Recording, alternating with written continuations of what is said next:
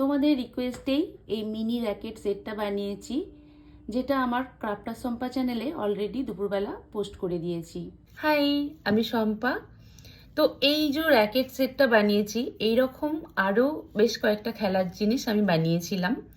তো তার মধ্যে আমার নিজের পছন্দের একটা খেলা আছে, সেটাও আমি তোমাদের দেখাবো। তো চলো একে একে জিনিসগুলো দেখে নিই।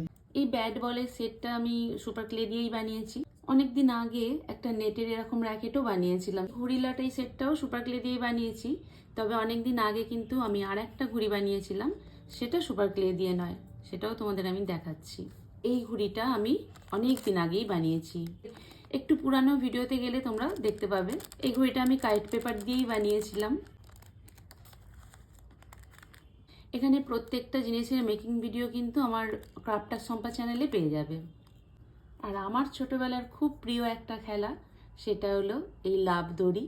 একই দেখতে লাফ দড়ি আমার একটা ছিল, সেটাকে মাথায় রেখে এটা আমি বানিয়েছিলাম।